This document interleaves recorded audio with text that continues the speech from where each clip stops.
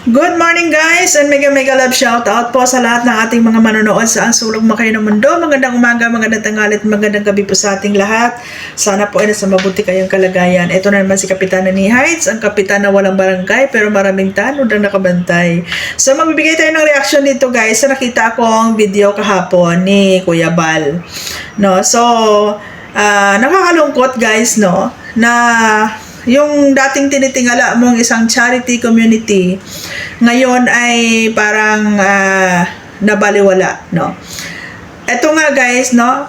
Hindi pa natapos-tapos yung gulo dito sa EDSA, no? Nagkaroon na ng mga demandahan. I don't know kung na-materialize, kung natuloy, no? Nagrarambulan na yung mga supporters, ang dami ng mga nasasaktan, yung iba naapektuhan na yung mga mental health nila, no? Wala, no? Ito na naman, no? Nagpapahype na naman si Kuya Bal dito sa mga supporters ng Jomcar. Okay? Ito din yung ginagawa niya dati sa Beyonce, guys, no? Dito sa EDSA, na kunwari may kasal-kasalang usapan, may mga litson, as in, part ng pang-hype nila, guys. Para talagang mahook talaga nila yung mga tawag dito, yung mga supporters, no? Ay paldo-paldo, no? So ngayon ito na naman guys sa Jomcar, no? Pumunta na naman siya doon sa bahay ng mga magulang ni Carla at ito nga daw, no? Mapapakasalan na ni Jomcar si Carla at si Jomar daw, si Jomar pala pakakasalan na daw niya si Carla dahil ito ay tumatanda na. Tinunto talaga ito, no? So ito namang mga magulang ni Carla nakikiride on din. Tapos bandang huli, ganyan-ganyan din yung mangyayari doon sa magulang ni Beyonce. Didimanda din kayo.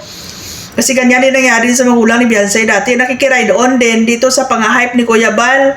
Ngayon dito sa Jomcar ganun din, no? So sana, no? Sana hindi nyo maranasan yung naranasan ng mga supporters ng Danjoy before, ng Beyonce ngayon, no? At sana ay magkakaroon ng happy ending talaga ang Jomcar kung totoo lang. Kasi pag nagkagulo na naman yan, sabihin na naman nila scripted lang yan, no? Pag dumating yung time na nagkadimandahan na naman, sabihin nila ay labas na kami dyan, no? So maging kayo guys, no? Maging matalino kayo, maging aware kayo sa mga sinusuportaran ninyo.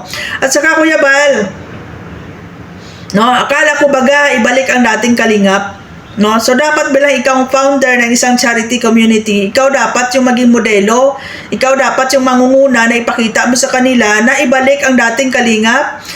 Hindi yung ikaw yung isang charity founder, ikaw pa yung nangunguna magpapahype ng mga supporters dyan.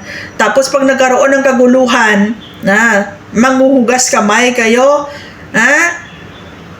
Di ba charity foundation ng Kalingap? Bakit nakapokus ka dyan sa love team, Kuya Bal? No? Nakakalangkot isipin, no? Na yung imahe ng Kalingap dati na ang ganda-ganda. Kayo din mismo yung sumira.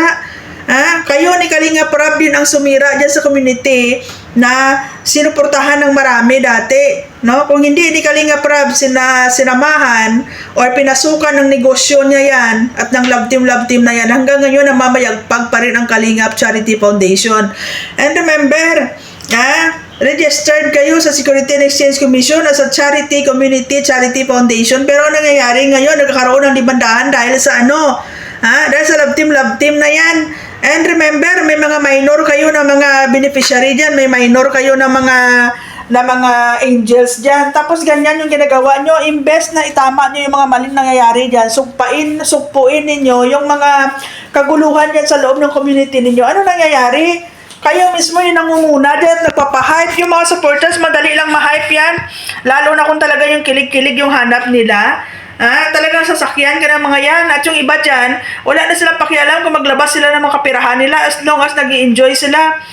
Pero ang pangit dyan, no? Sa bandang huli, sila pa yung nasasaktan, sila pa yung mapapasama, sila pa yung nababas, sila pa yung namumura at nababalahura dyan. Come on! No? Nakaka-disappoint guys, no? Nakakapanghinayang, no? Na yung kung mapansin kayo, ma-criticize kayo ng mga supporters, nagagalit kayo. Pag nababas kayo, nagagalit kayo, no?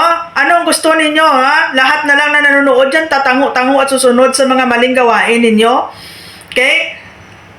Charity Foundation, yes, sabihin natin natutulungan ninyo yung mga beneficiary ninyo, pero dyan sa mga ginagawa ninyo, mas kayo yung nakikinabang. Matakin mo yan si Beyonce. Ano sabi mo?